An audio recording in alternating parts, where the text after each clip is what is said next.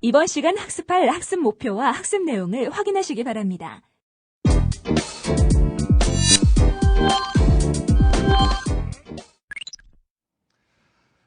이제 전 시간에 이어서 오늘은 이제 9번째 시간에 CGMP에 오늘 이제 다룰 토픽은 Holding and Distribution. 이거는 이제 완제품을 만들어 가지고 이것을 이제 테스트해서 그 다음에 이제 시장으로 내보내는 이러한 모든 절차를 한번 살펴보십시다.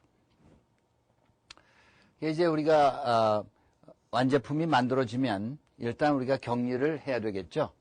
그 다음에 이제 물론 격리할 때는 under appropriate condition, it should be stored under appropriate conditions. 그러니까 아주 적절한 어떤 그 완제품은 얽혀놔야 되는 것도 있고, 그 다음에 refrigeration 해야 될 게 있고 등등. 그거 맞춰서 물론 해놔야 되겠고, 그 다음에 여기서 이제 샘플을 가져가 가지고 QC에서 테스트를 하게 되겠죠.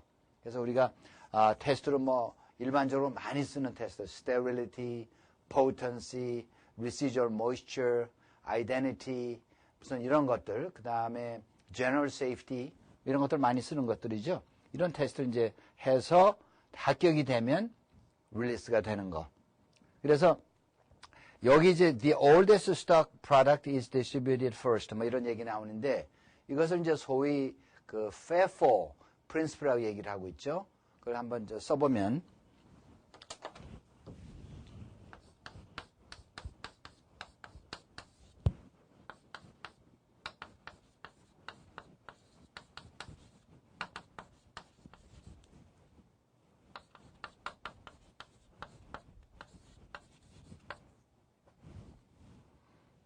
그래서 여기서 보면 이제 first expired, first out 그런 얘기가 돼서 이걸 FIFO principle 얘기를 합니다.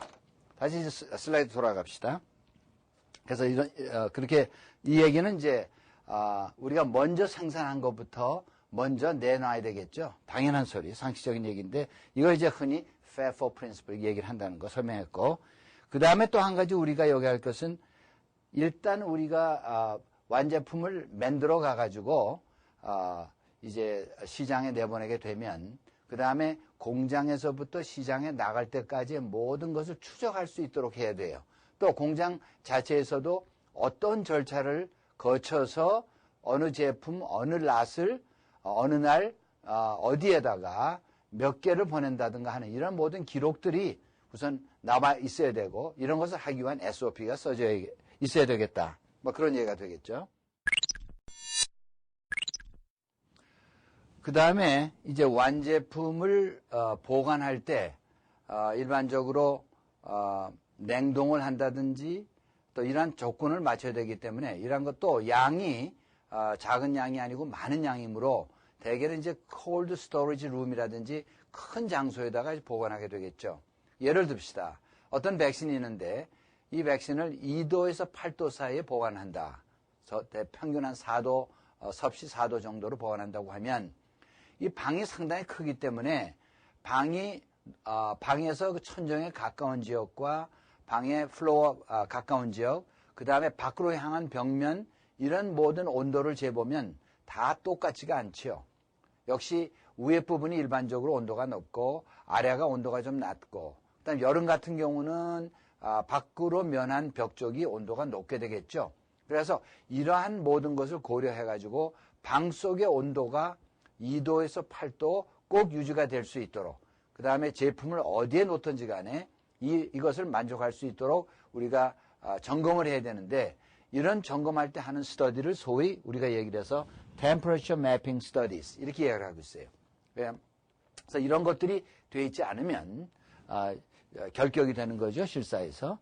그 다음에 이런 그 스터디를 할 때 또 우리가 고려해야 될 것은 이런 온도를 재는 센서가 어디 있느냐에 따라서 온도가 달라지겠죠. 그래서 이 방을 설계할 때부터 그 센서의 위치를 잘 정해서 방 전체의 온도를 적절하게 나타낼 수 있어야 되겠죠. 그래서 그런 장소에다가 센서를 장착해야 되겠다. 이런 게 또 문제되고, 그 다음에 이제 방에 들어가면 그 온도를 읽을 수 있도록 흔히 서모미터 같은 것을 또 걸어놓는 경우가 있어요. 이럴 때는 물론 우리가 눈높이로 해야 되겠죠.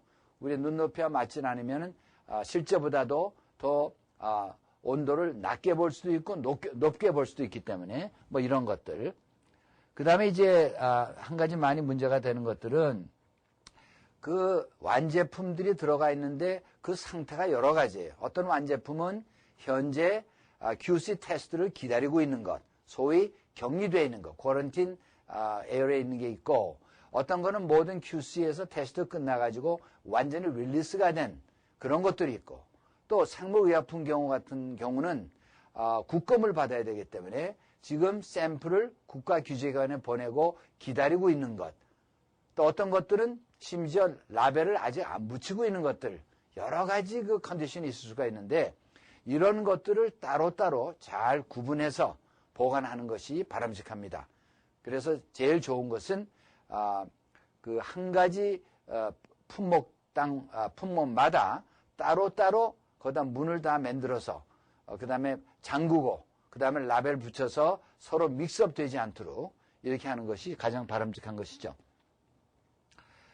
그 다음에 이제 지금 조금 전에도 뭐 한꺼번에 얘기를 했지만은 각 프로덕트마다 그 라벨을 정확히 붙여가지고 그 상태를 나타내야 되는 것.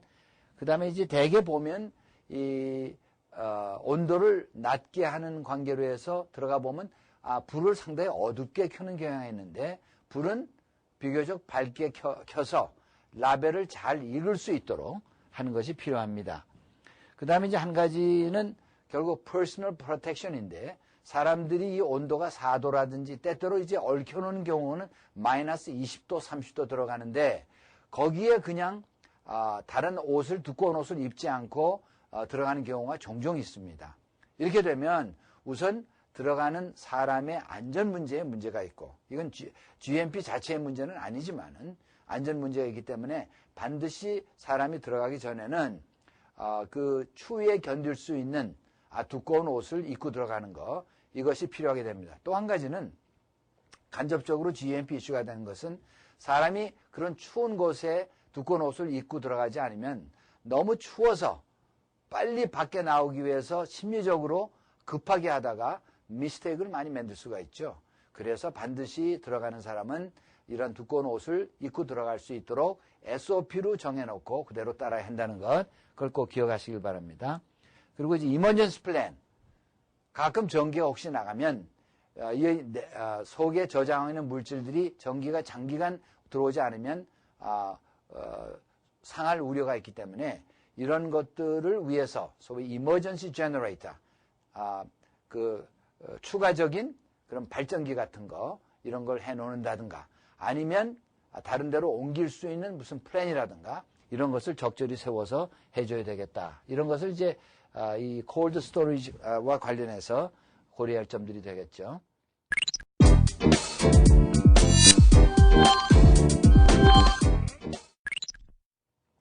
그 다음에는 이제 랩 컨트롤에 대해서 얘기해 봅시다.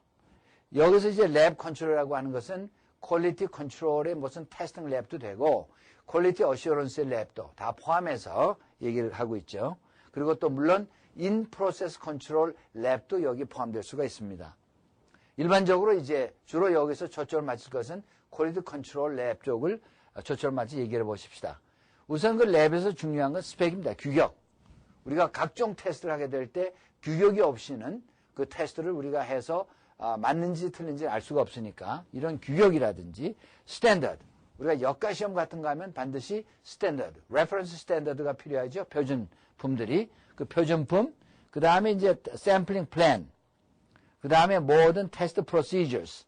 이런 것들을 갖다가 정립해서 리뷰, QC에서 리뷰한 다음에 어프로브가 돼서 그 다음에 쓸 수 있는 거가 되겠죠. 만약에 변경 사항이 있으면 다시 리뷰하고 그 다음에 마지막 어프로브를 한 다음에 쓸 수 있는 것. 뭐 이렇게 하는 그 임무는 주로 QC 업무가 되겠습니다. 랩 컨트롤은 대개 이런 것들을 포함해야 되는데 components, 우리가 raw material이라고 그랬죠. 그래서 이제 생산 속에 들어가는 그러한 모든 물질에 대한 컨트롤 같은 거 이런 게 포함되어야 되고 그 다음에 의약품을 집어넣는 그 containers, vial, ampule, 무슨 또 bottles 뭐 이런 등등, 그 다음에 고무전이라든지, 그 다음에 라벨, 그 다음에 이제 중간 제품들, 또 그 의약품, 완제품 이런 모든 것들이 다 그 컨트롤 대상에 들어가게 되겠고, 또 테스트할 때 사용하는 모든 기기들의 캘리브레이션이 적당한 간격으로 둬야 되죠. 그래서 과거에는 생산 쪽에서는 캘리브레이션을 아주 중요하게 생각하고 많이 했지만은 QC 랩에서 모든 쓰는 장비들은 별로 그런 데 관심 없이 여러 해 전에는 그렇게도 많이 했는데, 이제 CGMP에서는 생산 쪽에서 쓰는 모든 기기들에 대한 캘리브레이션 적절하게 하는 것을 당연하고, QC에 쓰는 모든 장비도 똑같은 원리로 똑같은 그런 주기로 그렇게 테스트하는 것이 필요합니다. 그 다음에 이제 완제품을 갖다가 이제 밖에 보내기 위해서 테스트하고 릴리스하는, 거기서 이제 생각해 보면은 여러 가지 각종 테스트를 하는데, 여기는 대표로 몇 가지, identity, strength, stability, safety 등등등등. 그래서 이거는 제품마다 다 틀리기 때문에 다 쓸 수가 없습니다만은 제품 규격에 따라서 필요한 모든 테스트를 물론 다 해야겠죠. 여기서 한 가지 우려해야 될 것은, 아이덴티티 테스트는 반드시 라벨을 붙인 이후에 한 것만을 인정받습니다. 그 이유는 때때로 라벨하고 속에 들어있는 내용물하고 다를 때가 있기 때문에 이것을 피하기 위해서 오늘날에서는 반드시 라벨 붙인 후에 아이덴티티 테스트 한 것만을 인정해 준다. 이거 우리가 기억을 해야겠고, 그 다음에 이제 테스트할 때 모든 방법은 밸리데이션이 돼야 됩니다. 그 얘기는 우리가 지금까지 생산 쪽에서 많이 쓰는 밸리데이션 뭐 이런 것들 얘기를 했지만, 이 테스트 모든 방법이 밸리데이션 되어 있지 않으면 아무리 좋은 결과가 나와도 용납되지가 않는 것이죠. 그래서 이 밸리데이션 해야 되는데, 제일 좋은 방법은 Official Compendia, 예를 들어서 미국 경우에 USP에 나오는 테스팅 메소드를 쓴다고 하면 full validation은 안 해도 됩니다.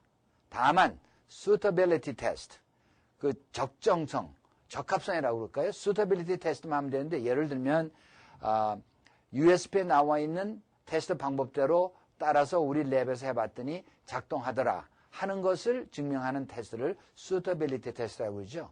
그거 하나만 하면 복잡한 full validation 하지 않아도 된다. 그래서 가급적이면 official compendium에 나온 테스트 방법을 쓰는 것이 바람직하다. 그런 얘기가 되겠고, 그 다음에 이제 프로덕트를 테스트해가지고 규격에 맞지 않는 거는 당연히 버려져야 되겠죠. 이게 당연한 소리입니다. 그 다음에 이제 스테빌리티 테스트에 대해서 안정성 테스트 한번 생각해 봅시다. 그 목적은 두 가지입니다. 적절한 보관 조건을 발견하기 위해서 안전성 테스트를 하는 것이고, 또 하나는 유효기간을 결정하기 위해서 하는 두 가지 목적을 가지고 있어요. 그런데 이 스테빌리티 테스트는 소위 두 가지가 있는데, real time storage stability, 그 얘기는 우리 이제 완제품을 지금 저장해 놓고 지금부터 1개월, 3개월, 6개월, 1년, 2년, 3년 실제로 보관을 오래 해가지고 계속 적절한 테스트에서 안정성을 보는 것을 소위 우리가 real time storage stability test 이렇게 얘기를 하고 있는데, 이제 임상 자료라든가 이런 것들은 그렇게 장기간을 기다리면서 할 수가 없으니까 빨리 미리 어떤 적절한 방법을 통해서 이 안정성을 예견하는 방법이 있는데, 그렇게 할 때 우리가 많이 쓰는 걸 소위 Accelerated Storage Stability Study라고 얘기를 합니다. 이것은 1900년도 초에 그 스웨덴에 있는 닥터 아레니우스라는 학자가 화학 부문에서 노벨상을 탔는데, 그 사람이 한 일은 이겁니다. 모든 화학 반응에 있어서 온도가 올라감에 따라서 그 액티비티가 증가한다 하는 것을 방정식을 만들어요. 소위 말하는 아레니우스 이퀘이션, 이것을 만들어 가지고 결국 노벨상을 탔는데, 이 사람들이 발견한 그 이퀘이션을 사용해 가지고 그 유효 기간을 우리가 결정할 수가 있는 것이죠. 그래서 뭐 2년, 3년 실제로 저장해서 테스트하지 않아도 단기간에 그것을 예측할 수 있는 이런 방법을 이제 쓰는 경우가 많이 있죠. 그래서 예를 들어서 백신 같으면, 백신을 보통은 영하 30도에서 보관한다고 하는 그렇게 가정을 하게 되면 일부는 대부분은 이제 영하 30도에다가 저장하고 일부는 빼내서 4도 예를 들면 2도에서 8도 거기다 보관시키고 또 일부는 상온 한 20도나 21도에 보관하고 또 일부는 한 37도 이렇게 몇 가지 온도가 다른 그런 보관 조건을 설정해서 보관한 다음에 그 다음 날부터 시작해서 샘플을 이제 빼내서 매일 빼기도 하고 일주일에 하나씩 내기도 해서 적절한 안정성 테스트를 하는 겁니다. 그래가지고 그 데이터를 가지고 소위 아레니어스 커브를 만들어서 아레니어스 이퀘이션에 대입해서 해보면 어떠한 보관 조건에서는 이 백신의 안정성이 뭐 2달까지 괜찮다든가 6개월까지 괜찮다 이런 데이터가 나올 수가 있어요. 그래서 이렇게 해서 사실은 정하는 거 이런 걸 소위 Accelerated Storage Stability Study로 얘기를 하고 있죠. 여기서 이제 안정성 테스트를 할 때 중요한 것은 이런 안정성 테스트 할 때는 완제품을 가지고 해야 된다 그런 얘기다. 어떤 얘기냐면 이런 안정성 테스트는 벌크에서 스터디를 하고 그걸 그대로 완제품의 연장해서 쓴다. 이거는 용납이 안 된다 그런 얘기죠. 그러니까 완전히 완제품의 똑같은 용기를 들어있는 그런 제품을 가지고 안정성 스터디를 해야 되겠다. 이것이 이제 중요한 얘기가 되겠습니다.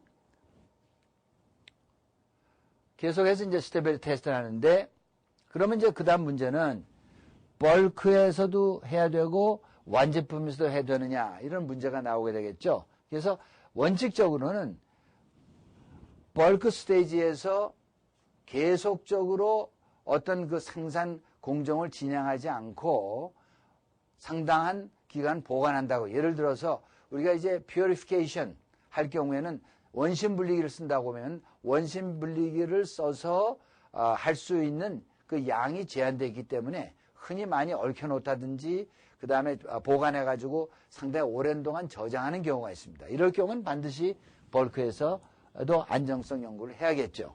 근데 일반적으로는 그런 게 없다고 하면 완제품에 대해서 안정성 스터디를 한다고 하면은 괜찮죠. 그 다음에 이제 여기 그 다음에 샘플 셀렉션이 있고 이런 게 있는데 제일 먼저 그러면 안정성 시험은 얼마나 자주 해야 될 것인가? 매일 해야 될런지 한 달에 한 번 될런지 3개월에 한 번 될런지 그래서 현행 법을 가지고 한번 우리 칠판에 써가면서 설명해 보십시다. 저기 이제 테스팅 프리퀀시에 대해서 우리가 현재 우리가 사용하는 법을 따른다고 하면은 첫째 두 가지로 나누죠. 하나는 제품이 그 유효 기간이 1년 이상인 것과 또 다른 제품은 1년 이하인 거. 그 다음에 제품의 하나는 1년보다 넘는 그 유효 기간은 1년보다 넘는 거 두 가지를 구분해서 우리가 생각해 보면 우선 먼저 제품의 그 유효 기간이 1년 이하인 것을 한번 생각해 봅시다. 이것은 여기 이제 제일 처음에 0이라고 쓴 것은 QC 테스트에서 릴리스된 날짜입니다. 그러니까 이제 제품이 완전히 합격이 돼서 릴리스된 날짜를 0이라고 표한다고 하면 그 다음부터 1월, 2월, 3월, 4월, 5월, 6월에서 12월까지 이렇게 좀 써 있는 거죠. 그러면 이런 제품은 릴리스가 한 다음에 처음에는 매달 한 번씩 안정성 테스트를 해야 돼요. 1, 2, 3월. 그리고 이게 지난다면은 3개월에 한 번씩. 이것이 현행법이고, 그 다음에 이제 품목을 바꿔서 유효 기간이 1년이 넘는 것들은 첫째 해는 여기서 이제 QC 테스트에서 릴리스가 된 다음에 3개월에 한 번씩, 이제 3개월에 한 번씩 하게 되고, 그 다음에 둘째 해는 6개월에 한 번씩, 그 다음에 셋째 해는 1년에 한 번씩, 그 다음에 만약에 4년까지 5년 있다고 하면 역시 1년에 한 번씩 하면 되는 거. 이것이 지금 현행법입니다. 우리 지금 슬라이드 돌아갑시다.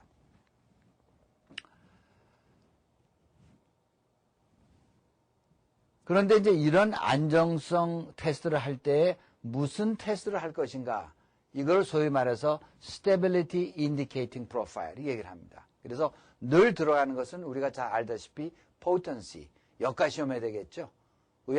약품이 얼마나 효과 있나 하는 건 반드시 들어가고 또 이제 stability, 무균 시험도 하게 되죠. 통상 보면 무균 시험은 제일 처음에 하고 그 다음에 제일 마지막에 하고 많은 그런 경향이 있어요.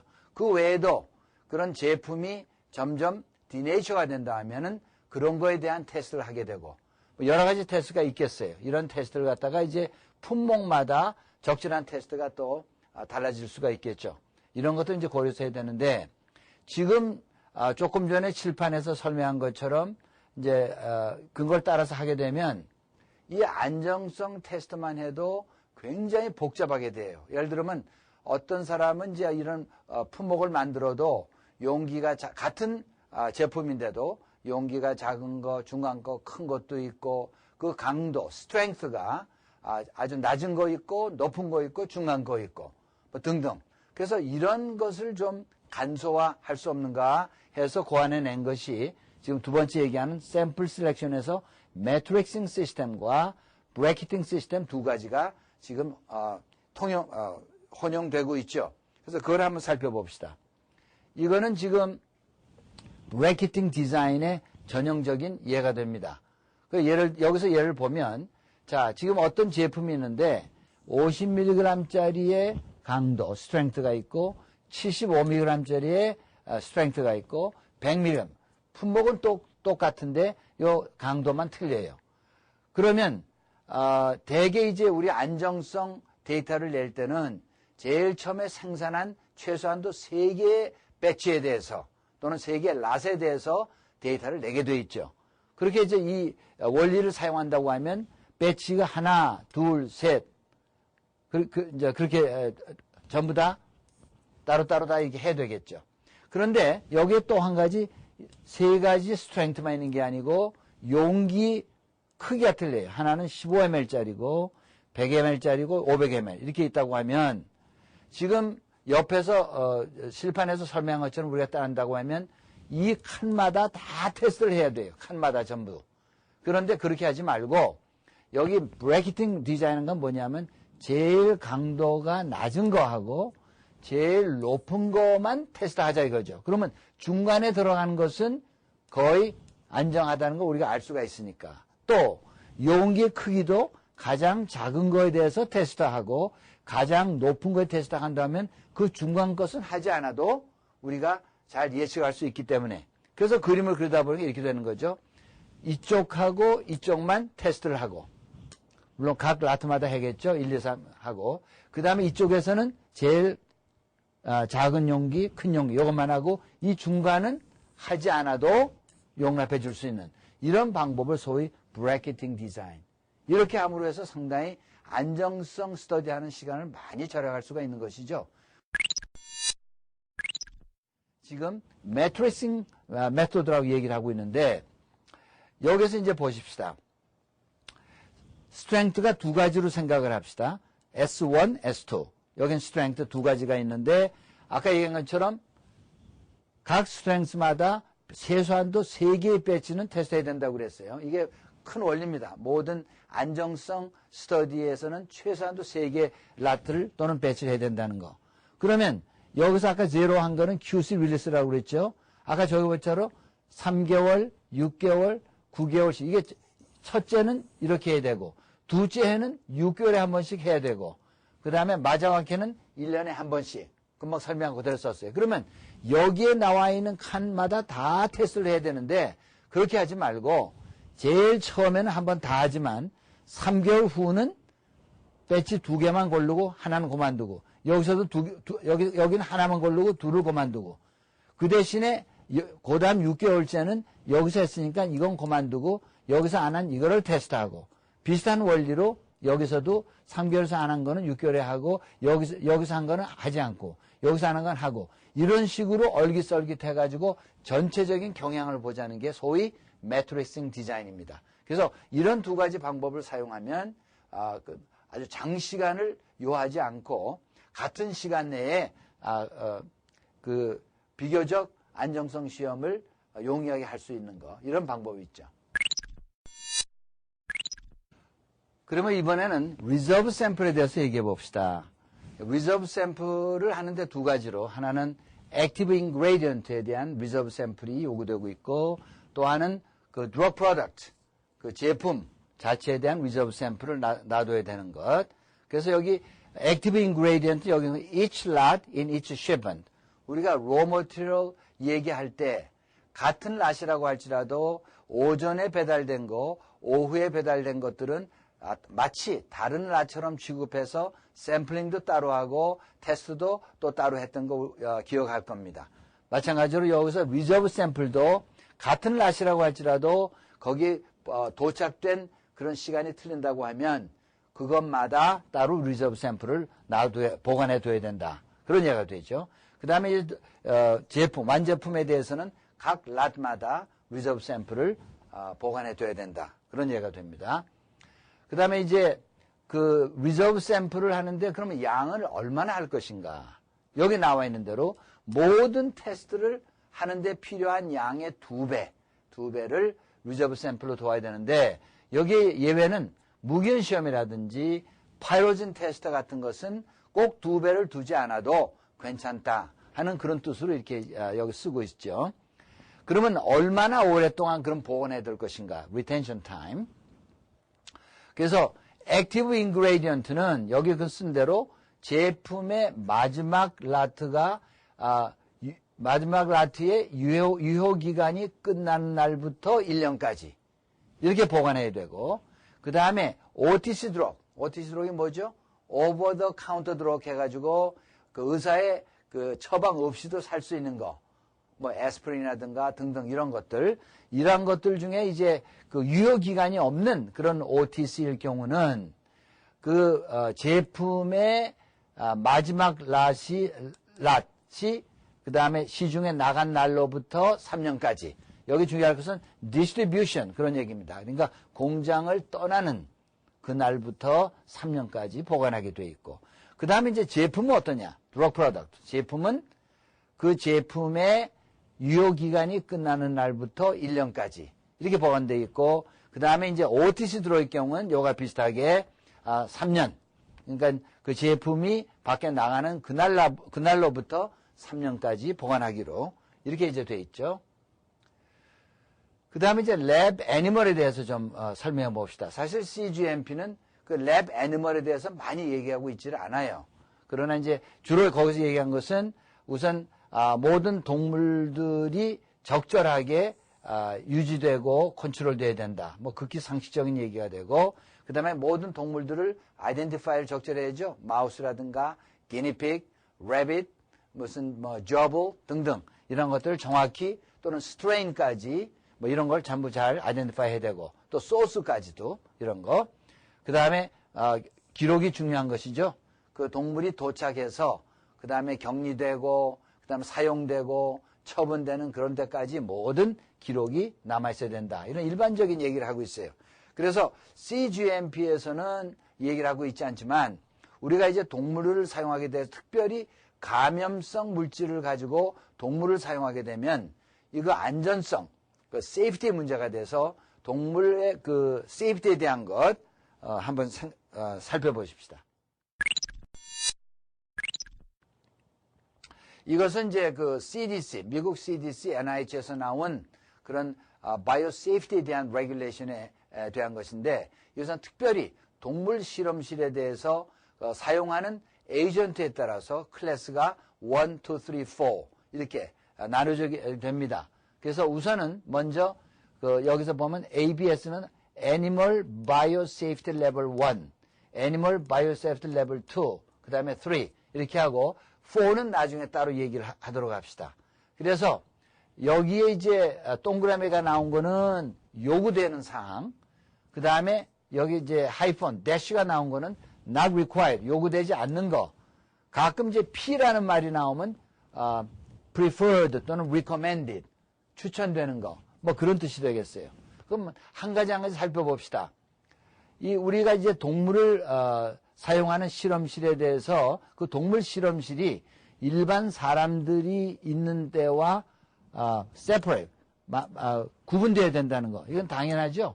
그러니까 레벨에 관계없이 애니멀 바이오세프티 레벨 1이나 2나 3나 관계없이 다 요구되고 있는 것이고, 그 다음에 이제 애니멀 시설에 들어가기 전에 문을 반드시 잠궈 놔야 되느냐 안 놔야 되느냐 할 경우에 바이오세프티 1에서는 잠글 필요가 없어요. 근데 2나 3는 잠그라고 돼 있죠. 그 다음에는 들어갈 때 반드시 이중문이 있어야 되는지, 또는 뭐 샤워 시설이라든지 가운 체인지하는 룸이 있어야 하는데 1과 2에서는 필요 없고 3에서는 필요한 거, 그런 뜻이 되고, 그 다음에 external facility doors are self-closing. 이제 문이 있는데 자동적으로 닫히고 열리고 하는 거, 또는 자동적으로 잠겨지고 하는 것들은 다 필요하게 되죠. 레벨에 관계없이. 그 다음에 모든 그 동물실의 문들은 안쪽으로 열려야 되고, 그 다음에 self-closing, 자동적으로 닫혀야 되는 거, 이건 다 요구되고 있어요. 그 다음에 여기 방에 애니멀 들어있는 그 문들, 이런 것들이 이제 밖으로 열릴 경우도 용납될 수가 있는데, 이럴 경우는 이제 큐비클 룸, 다시 말하면 그 애니멀 룸들이 구조가 따로 모여서 앞에 사람들이 통행이 별로 없고 그럴 때는 위험하지 않으니까 용납될 수 있다, 그런 얘기가 되고, 그 다음에 그 동물실의 모든 서피스, 뭐 플로어라든지 벽이라든지 그 다음에 이런 천장 같은 데는 잘 씻을 수 있도록, 그 다음에 아주 강해야 되고, 뭐 화학물질인데 강해야 되고, 그 다음에 이제 그 창문에 관해서는, 창문이 있을 경우에는 보통은 창문은 이제 추천되지 않지만은, 만약에 있다고 하면은 잘 깨지지 않아야 되고, 있다고 하면 모기하고 팔이 들어오지 않도록 스크린이 있어야 되고, 그 다음에 가능하면 그 창문도 완전히 공기가 통하지 않도록 하는 이런 것들이 필요하다, 그런 얘기가 되죠. 근데 특별히 그 이제 창문을 완전히 공기 통하지 않게 하는 것은 바이오세프티 레벨 3에서는 요구되고 1과 2에서는 요구되지는 않는다, 그런 얘기가 되죠.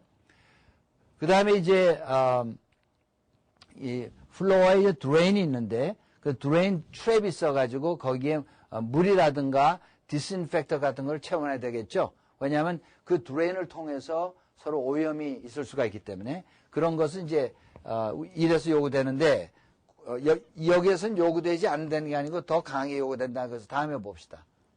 그러니까 이제 플로어 드레인이 반드시, 아까 요 앞에서는 물이나 또는 디스인펙턴트인데 반드시 디스인펙턴트로 채워야 된다는 경우는 2나 3는 요구된다, 그런 얘기가 되겠죠. 그 다음에 이제 그 벤틸레이션 다 있어야 되겠죠.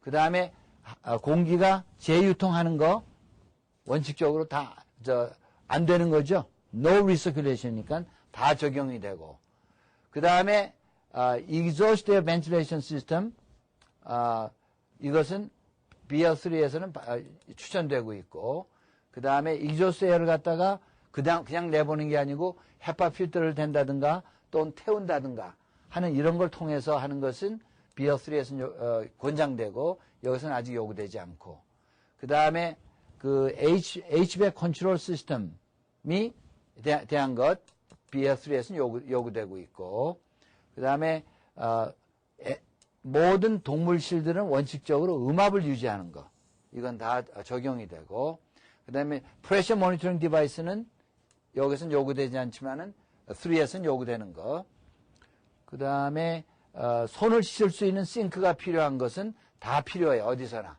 그런데 특별히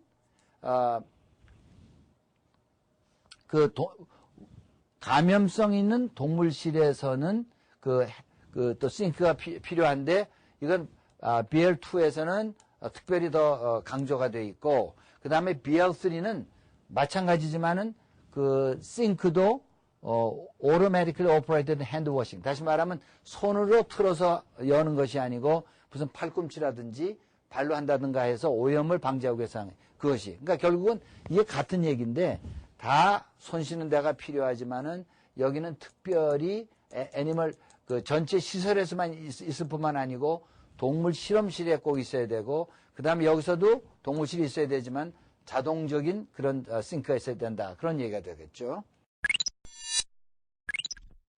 그 다음에 이제 케이지 워싱에 대해서 뭐 손으로 씻는다든가 자동적으로 한다든가 이건 다 관계없어요. 그런데 바이오세이프티 레벨 3에서는 수동적으로 씻는 거는 용납 안 되고 반드시 기계로 케이지 워싱을 해야 된다. 그런 얘기가 되고, 그 다음에 이제 뭐 전기, 조도에 대해서는 다 적절히 해야 되겠고, 그 다음에 이제 공기가 통하지 않도록 해야 된다.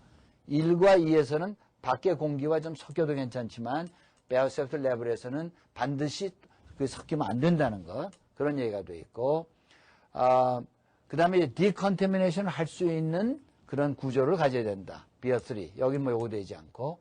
그 다음에 이제 오토클레이브가 필요하죠. 오염된 걸 갖다가 디컨테미 하기 위해서. 그렇게 하기 위해서는, 바이오세이프티 레벨 2와 3가 다 있어야 되는데, 1에서는 다 요구되지 않고, 여기에서 이쪽에 다시 강조한 것은 양쪽 문이 돼가지고 안에서 집어넣고서 밖에서 뺄 수 있는 것을 할 수 있어야 되겠다. 이게 좀 더 강화된 거죠. 그 다음에, 이 시설들을 1년에 한 번쯤은 항상 테스트해야 된다는 건 1과 2에서는 요구되지 않고 BL 3에서는 요구되는 상황. 그 다음에 이제 마지막으로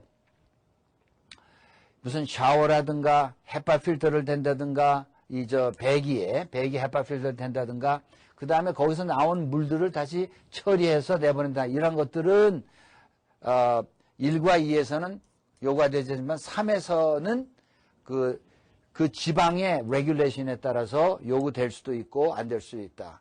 뭐 이런 것들이 지금까지 한 30가지를 설명을 했어요. 이거는 이제 그 애니멀 레버러토리 바이오 세이프티에서 CDC NIH에서 나온 그것을 기준으로 해서 이제 한번 테이블로 설명을 했는데 자세한 것은 그 CDC NIH 것을 이제 여러분 읽어보면 잘 알 수가 있습니다. 그 다음 한번 보십시다. 그 다음에 이제 마지막으로 바이오세이프티 레벨 4. 그러니까 우리가 이제 여러 시간 전에 얘기를 했죠. 모든 감염성 있는 물질은 그 위험도에 따라서 레벨 1, 레벨 2, 레벨 3, 레벨 4로 나누었다 그랬죠. 그래서 지금은 동물을 사용해서 레벨 1, 레벨 2, 레벨 3 그런 위험 있는 감염성 물질을 사용할 때 어떻게 시설을 우리가 디자인해야 될 것인가 그렇게 얘기를 했고, 지금은 이제 바이오세이프티 레벨 4 가장 위험한 거 이런 것은 이제 어떻게 동물 실험실에서 해야 될 것인가 한번 살펴보십시다.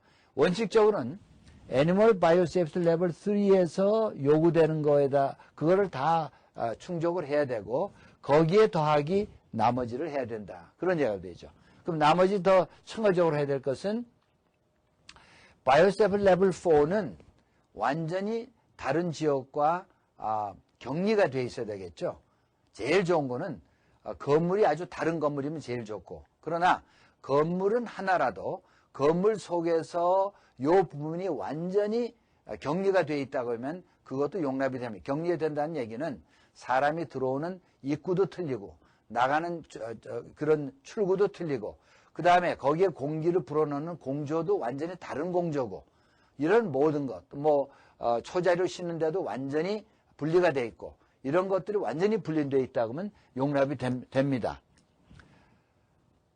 그 다음에 이제 그렇게 하다 보니까 지금 얘기한 것처럼 공조에서 급기라든가 배기 같은 것도 따로 되어 있다. 여기 지금 나와 있네요. 또 베큐움 시스템도 다른 데하고 공유해서 쓸 수가 없고 그 다음에 디컨테미네이션 시스템도 여기만을 위해서 디자인되어 있다. 그걸 소위 영어로 dedicated 이런 얘기를 하죠. 그런 게 전용으로 쓰는 것들이 필요하게 되고 그 다음에는 우리가 바이오세이프티 레벨 4 랩을 한번 생각을 해봅시다. 그 바이오세이프티 레벨 4에는 소위 캐비넷 레버러토리라는 게 있고 또 하나는 수트 레버러토리라는 게 있습니다. 여기서 이제 수트 레버러토리라는 것은 이걸 먼저 얘기를 하면 우리가 소위 말하면 우주복 같은 걸 입고 들어가서 하는 이런 랩을 갖다가 수트 레버러토리. 그러니까 가운을 바꿔 입은 다음에 마지막에는 우주복 같은 거를 쓰고 그 다음에 이 호흡기도 달고 그러니까 레스피레이터 같은 걸 밀고 들어가서 하는 그런 거고 이거는 이제 우주복 같은 거 필요 없고 이제 적절한 가운을 입고 이제 들어가는 것 대신에 사람이 위험한 물질에 노출될 가능성이 있으므로 그 다음에 실제로 일을 할 때는 지난번에 얘기한 바이오세이프티 캐비넷 중에 가장 완전히 밀폐된 그런 캐비넷으로 얘기한 일이 있죠. 그래서 오토클레이브가 한쪽에 달려가지고 이중문이 있어서 무엇을 집어넣을 때는 오토클레이브 문을 통해서 집어넣고 그 다음에 다 끝난 다음에는 오토클레이브 문 속에 집어넣고 다시 디컨테미네이션 한 다음에 밖으로 빼내고 또 거기에서 나가는 공기는 이중으로 된 헤파 필터를 대서 그 다음에 그 통과된 다음에 공기를 밖으로 내보내고 또는 헤파 필터 하나를 대고 인시너레이터 같은 걸 써서 공기를 태운다든지 해서 완전히 밀폐된 그런 캐비넷을 쓰는 경우는 이때는 이제 우주복을 입을 필요 없는 것이죠. 그것을 우리가 캐비넷 레버러토리 얘기를 하는 거죠. 그래서 이런 경우를 우리가 쓸 수도 있고 이럴 경우에는 모든 그 랩 애니멀 그러니까 이제 그 굉장히 위험한 레벨 4 에이전트라는 것은 이볼라라든지 말부르라든지 마추포 이런 것들하고 얘기를 했죠. 이런 것들이 감염된 그런 동물들을 사용할 때는 반드시 밀폐된 바이오세이프티 캐비넷 써야 된다. 이게 이제 규정이 되어 있고 그 대신에 같은 레벨 4에도 수 레버러토리 우주복 같은 걸 우주복을 입고 이제 하는 경우는 아까 얘기한 것처럼 거기 일하는 사람들은 완전히 one piece positive pressure suits ventilated with a life support system. 그러니까 레스피레이터 같은 걸 미고 그다음 완전히 우주복 같은 거 입어서 사람이 완전히 오염되지 않도록 하는 것을 하는 게 요구된다. 결국 이거 정의 얘기할 때 다 얘기했네요. 뭐 이런 것이 요구가 되고 그다음에 오염된 동물들은 부분적이라도 완전히 밀폐된 그런 시스템에서 그 다음에 길러야 된다. 예컨대 open cages placed in ventilated enclosures. 만약에 동물 그 케이지가 좀 열린다고 한다 그러면 반드시 공기를 컨트롤할 수 있는 그런 데다가 집어넣어서 우리가 보관해야 된다든가. 그 다음에 이제 그 케이지 자체가 그 뭐 벽이라든지 버텀이라든지 완전히 그 막힌 것을 쓰는데 거기에 이제 필터 버넷 같은 거를 대가지고 외부 공기와 안에 케이지 안에 공기가 마음대로 섞이지 않는 이러한 그런 것을 사용한다든가. 그 다음에 이제 그 기타 컨테인먼트 시스템에 필요한 것들 이러한 것들을 고려를 해서 해야 된다. 그런 예가 됩니다. 그리고 이제 일반적으로 이제 애니멀 바이오세이프티 레벨 4 시설에서 요구되는 것은 가급적이면 디스포저블 머티리얼 쓰는 거죠. 한 번 쓴 거를 또 다시 멸균해서 또 씻어서 멸균해 쓴다는 게 어렵고 또 오염 가능성이 있기 때문에 한 번 쓰고 버리는 걸 될수록 쓰라. 그런 얘기가 되겠죠. 그러면 한 번 쓰고 버리는 것들은 어떻게 처리할 것인가 하면 반드시 오토클레이브를 해서 밖에 버려야 된다. 그리고 마지막에는 오토클레이브 한 다음에도 태워서 인시너레이션 해가지고 해야 된다. 이런 것들이 요구가 되죠. 그래서 지금까지 애니멀 바이오세이프티 레벨 1, 2, 3, 4 네 가지를 다 얘기했어요. 그래서 아까는 테이블 두 개를 통해서 1, 2, 3에 대해서 각 항목마다 문이라든가 싱크라든가 그 다음에 거기 공조 시스템이라든가 찹 이런 걸 하나씩 살펴보았고 그런 거 플러스 바이오세이프티 레벨 4에서는 지금 앞에 두 슬라이드에서 얘기한 거가 더 첨가적으로 고려돼야 되겠다. 그래서 이러한 것을 우리가 지킨다고 하면 애니멀 바이오세이프티 레벨도 완전히 우리가 충족시키는 것이다 하는 것이 되겠습니다.